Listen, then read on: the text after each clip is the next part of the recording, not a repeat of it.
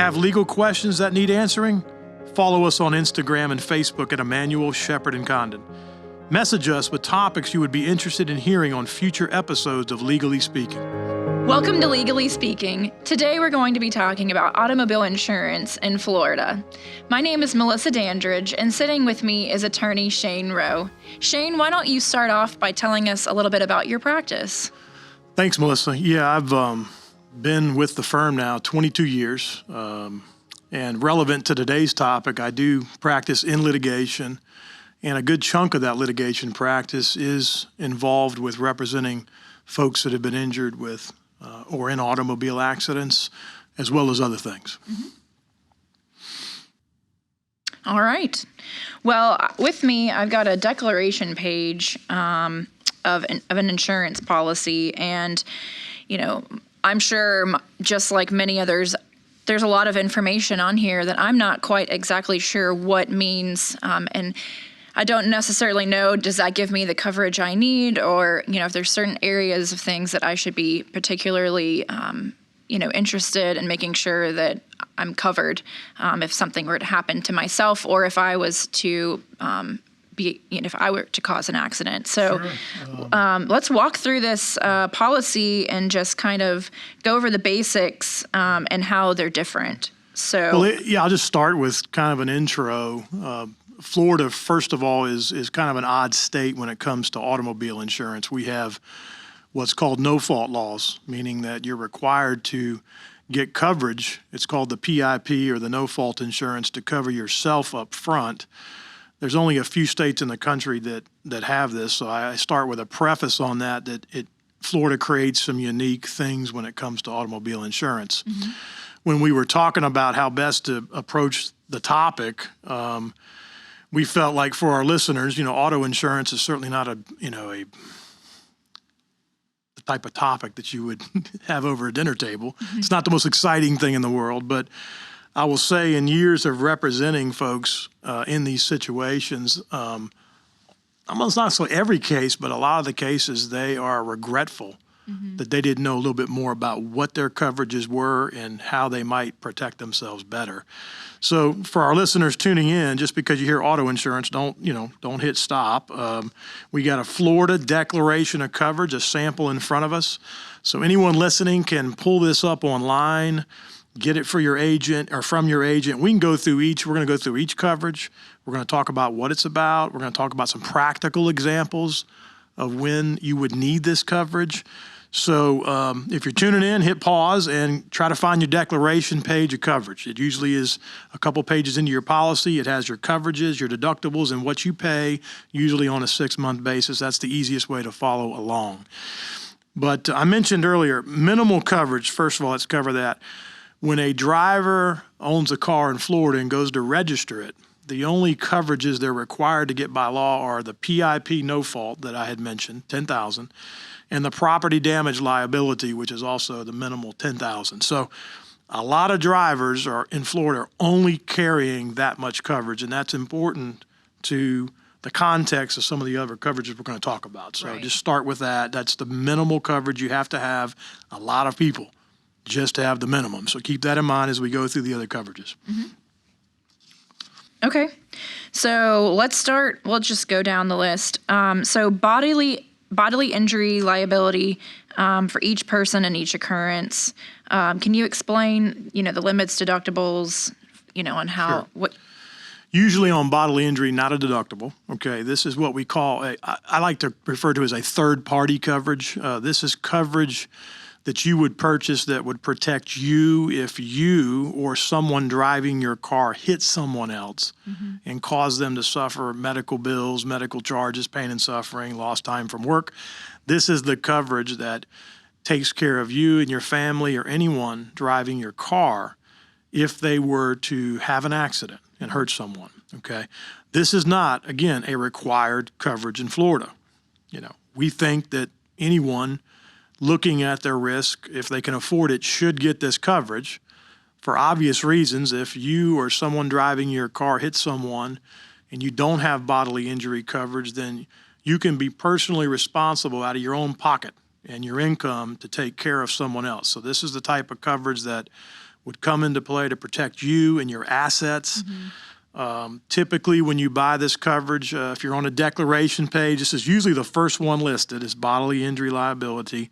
The limits, whether it's 10 or 250 or 500, it's usually a split limit policy. We'll talk about that in some other contexts, but basically, if you see 1020, that means it provides $10,000 per person that you or someone driving your car may hurt, or 20 total if there was multiple people in that other vehicle. Okay. So the total is 20,000, but there has to be more than one person that can make a claim against you for that coverage. Important to remember here, Florida law is a little different than our surrounding states in that the owner of the vehicle is primarily responsible for the damages to someone else. So, Melissa, if you were driving my car and you hit someone, not that you would, okay, but if you did, Of course not. my coverage, my bodily injury coverage would be primary. You would think that because you ran a stop sign or whatever you would not do,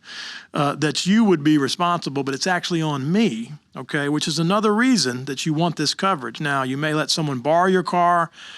I don't know about you, but I've let people borrow my car, and I don't ask them what coverages they have. Theirs would be secondary to mine. The owner is responsible up front. So that's important to remember that when you purchase and look to get the bodily injury coverage. So to summarize, this is the coverage that protects you, someone that you let drive your car on behalf of you, or your family members, okay, if they were to, lose concentration and hit someone and cause any type of medical charges, wage loss, pain and suffering, stuff of that nature. So, and it's the most important in some ways because it protects your personal assets, so you don't get sued and have to pay out of your own pocket if this happens. Gotcha. Okay, so that's bodily injury liability. Correct. Okay. All right. So let's talk about property damage liability. So in the event that property... This is similar to bodily injury, and other than it creates coverage for any damaged property. Okay, Right. Typically that's the other car. So this is, again, a required coverage, but typically only $10,000. So when someone goes to buy insurance, and you're going to have to buy some property damage liability, but many will opt for more than $10,000. Let's face it, there's a lot of cars out there driving around that are worth more than $10,000. So again, to protect your personal assets, to protect yourself and your family, purchase what you can afford here, and understand that if you were to hit another vehicle and total it, that claim could be made against you personally as the vehicle owner, okay? Now, this stuff, bodily injury and property damage, to be clear, does follow you to other cars. So back to my example, if you were driving my car, my insurance would be primary, yours would be secondary. Okay. But let's say that you were driving someone's car that doesn't have this. Well, then you'd want to have it for yourself also. So property damage liability, although we don't see it a lot, it covers more than the other vehicle. Someone can take out a fence. A Utility tree, pole. a house. We've seen those examples here in Pensacola. You take out a utility pole, you're going to be owing more than $10,000 to Southern Company Right. or Florida Power and Light now. So these are examples which you don't really think about that you will have liability above and beyond the vehicle. Take out a fence. We've seen cases where cars have crashed into homes. Absolutely, yeah. So, what you can afford, you want to try to get, and that's the background on what you're trying to protect yourself. Okay. All right. So then the next one is personal injury protection. Okay. Again, that's that no-fault coverage that I mentioned at the open. This is required by Florida law. You have to have $10,000 of what we call PIP or no-fault coverage. You're usually listed second or third on your declarations if you're following along at home. It's probably going to have $10,000 next to it, or maybe no limit because it's presumed to be $10,000. This is going to cover a few important things. If you are injured in an accident or have to go to the hospital, you use your PIP insurance first. That doesn't matter whether you hit a pole or someone hits you. This is the coverage that you give to the hospital, to your doctor, to bill under auto. It's primary. It's only $10,000. It's been that way for quite some time, and I'm talking like 40 years. So it doesn't go very far. It's going to cover medical bills typically at 80%. Okay. Missed time from work at 60%. Okay. It will cover things such as mileage to and from the doctor, and also pick up what's called replacement services. If a doctor says, hey, you've been hurt, I don't want you mowing the yard or doing house chores, you have to hire someone, it can take care of some stuff like that too. So it is coverage for you, your family members, and other people in your car, okay? This is required. It's $10,000. We'll typically tell folks, if you don't have a backup plan with health insurance or something like that, you might want to purchase a lower deductible here. This is what we call first-party coverage. It's for you as the policy holder. You can then elect different deductibles for these, okay? So no deductible's best. If you have some health insurance, some people opt for a small deductible. You can purchase optionally what's called medical payments coverage. It's not on the declaration we're looking at. Especially if you don't have health insurance, MedPay coverage, when I mentioned 80% of your medicals are covered by PIP, MedPay comes in and pays the other 20%. Okay. So that way, if you were, let's say, hit by someone or doesn't have any insurance, or you are at fault in an accident and hurt, if you have the PIP and optional medical payments coverage, you can go to the doctor and have 100% up to a certain level covered, and you can purchase different amounts of medical payments coverage also. Okay. All right. So then the next item is uninsured motorist stacked. What is that? Yeah, it's stacked on the declaration, and I'll get to that. Uninsured motorist coverage is just what the name says, and this is probably one of the more misunderstood coverages in Florida when I talk to clients. They think they have full coverage. I can't tell you how many times I've asked, hey, what coverage do you have, when they call up and they say, I got full coverage, okay? Because a lot of times when you lease a car or have other, responsibilities financially, the banks want to make sure you have full collision or coverage for your vehicle. They're not so interested or worrying about coverage you as a person for your own interest. Uninsured motorist is kind of exactly what it says. What if you're hit by a driver or the owner of another car that has no bodily injury? And context is important here. We mentioned earlier, bodily injury is not required coverage. So there are many people driving right now on our roads locally that do not have any bodily injury coverage. If that is the case and they hit you and you are hurt or have medical bills, other than PIP, which will come up for that first $10,000, that's not a lot. An ER bill can eat that pretty quick. Is you want to have the uninsured motorist coverage. You can turn to that, and it essentially stands in the place of the uninsured driver, okay?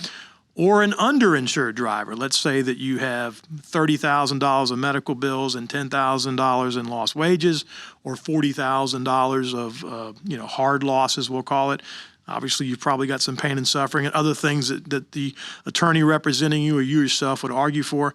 And let's say the defendant only had $20,000 of bodily injury, okay? Well, it's not enough. So you want to get the 20, get permission to accept that, and then turn to your uninsured motorist coverage, and they will stand in the shoes of the underinsured or uninsured driver, okay? Now, the stacked versions on this declaration, that's another misunderstood coverage. We always tell folks, if you have multiple vehicles in the house, you want stackable uninsured motorists. And I'll give you an example. Let's say that you buy your policy and have $50,000 of uninsured motorists, but you have 3 vehicles in the house, okay? If you elect stackable coverage, you now have $150,000 per person. So it can, how many vehicles you have, 2, 3, 4, it can triple, double, quadruple your uninsured motorist. And we find that the stackable coverage isn't economically terrible, okay? Some of these other things, they get expensive. Electing stacked versus non-stacked is typically, I'm not going to say all situations, but typically not a really expensive endeavor. So if you can, elect the stackable coverage with uninsured motorists. It will double, triple, quadruple, depending on how many vehicles you have, the protections that you have there. So uninsured motorists, real important coverage. If you're listening and you look at your declaration and you see rejected next to your uninsured motorist, or UIM, call your agent and talk to him about that, because this isn't a coverage that gets pushed a lot by agents and insurance companies. Let's face it, insurance companies like to know their risk.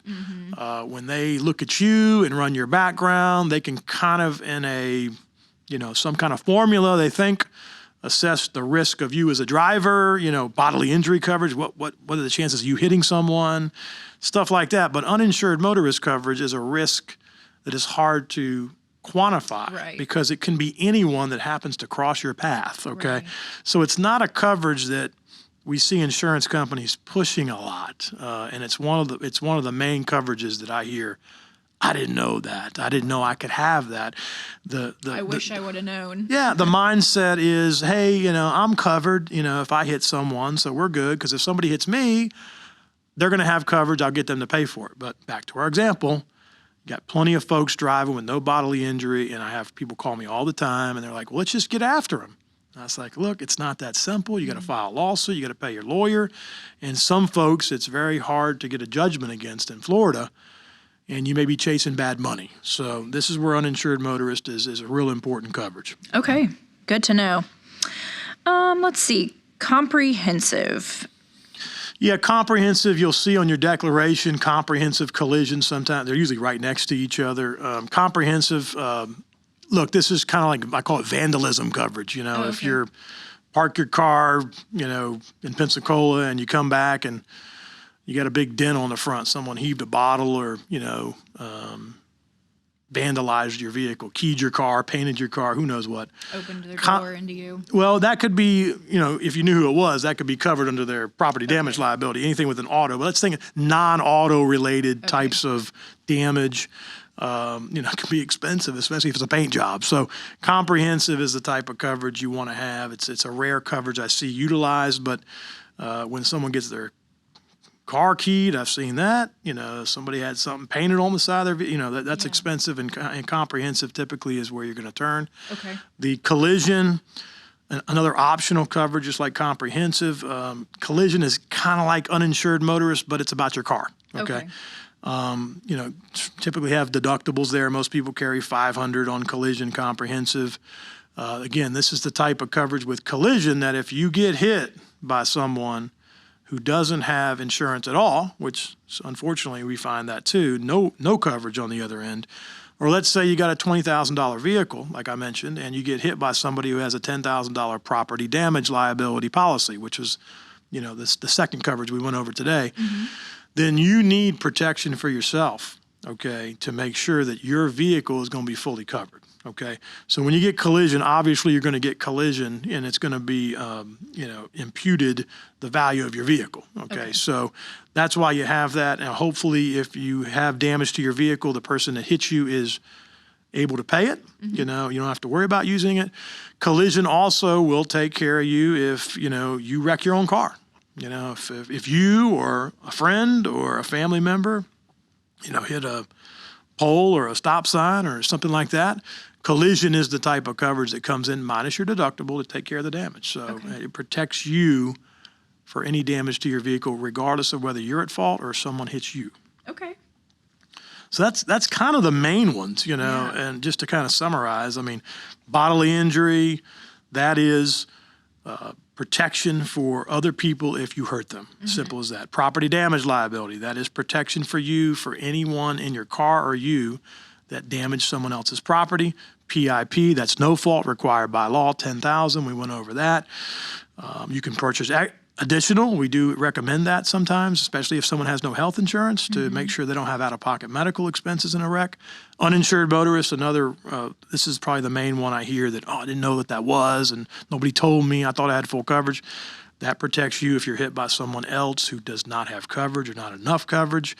Comprehensive collision, that's really about your vehicle. But that's kind of the main breakdown of the standard Florida coverages when you look at a normal declaration page here in our state. So, so anyway, I think there's some kind of real world examples. Yeah. There's obviously, funky ones when you can, hit someone's property or animal and stuff. But this covers the basics of why you need these coverages. Right. Really didn't get into limits because I think for everyone that's an economic choice for them. Obviously you can't, get coverage if you can't afford it, but at least this kind of gives you a primer on prioritizing and understanding what the coverages are. Just understand also that, by Florida law, you can't you can't purchase uninsured motorists unless you have bodily injury. Okay. So if you talk to your agent and you say, hey, I want this uninsured motorist I heard about, you're going to have at least the same limit of bodily injury liability to protect other people as you do yourself. Okay. Just a little caveat when they were to pick up the phone and call their agent. So that is a quick, I know we were going fast. Yeah, and that's been extremely helpful. But it is, it's one of those things that it's a boring topic. It's not glamorous, but you don't know you need it until you need it. And Right. I've talked to folks that are well insured, and they say they, went to a seminar or learned, because your agents can tell you certain things, lawyers can tell you what goes wrong. So, Right. Try to cover a few of those examples. So Yeah. that's kind of the nuts and bolts. Of course, you can have umbrella coverages, rental reimbursement, emergency road services, lots of other things you can get. But that is the basics in Florida automobile insurance in the current state. Very good. Well, speaking of when things go wrong, share with us a little bit about just some quick tips on, say you are involved in a motor vehicle accident. What are those immediate steps that someone should take to protect themselves and their assets, their vehicle, all of those things? We don't get called often from the scene, but if we were, we typically will tell folks, call the police. Let's get it reported. Let's get the authorities out there. Obviously, you want to document everything, whether that is photographs. You want to carry your insurance card typically on you.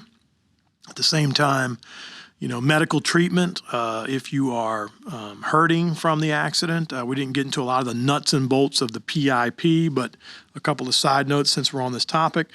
With your PIP insurance through your carrier, you have 14 days to treat. Okay. If you do not treat within 14 days, you lose that $10,000 to cover your medical. So that's an important thing to know. If you are in an accident, you need to treat within 14 days. There also is the need to document emergency medical condition to make sure you get the full $10,000 instead of just $2,500. Don't want to get too much in the weeds, but those are things to understand. The importance of, if you're hurt, I know it's human nature. Hey, I'll be fine. I'm going to wait this out. I'll wait a few weeks. We've had clients call a month after an accident and they're really hurting and they thought they were going to get better. We have to deliver the bad news that you didn't treat within a certain period of time. So you've lost some of your coverage because of that. So, call the authorities, document everything, report the accident to your carrier, of course. And if you're hurting, get to the doctor as quick as you can. Not only is that good from a physical standpoint, most physicians will tell you, but also, like I mentioned, to make sure you preserve your full rights under the policies that you have paid for. It's as simple as that. So, and then, folks always say, well, when do I call?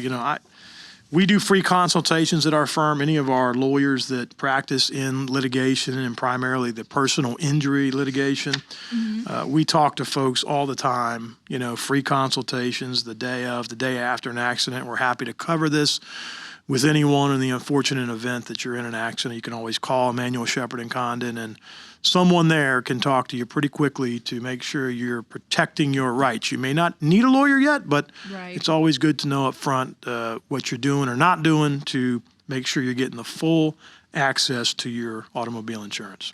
Okay. All right. Well, thank you, Shane, for sitting with me today and talking about automobile insurance in Florida. We had so much fun on this episode. It's very practical, and once again, it's those things that you wish you would have known. You wish you had those coverages. So thanks for breaking it down. Happy to be here. Thank you. And thanks for tuning in. We hope that you guys will tune in again for another episode. More insider advice on all of your legal needs. So thanks so much, and have a great day.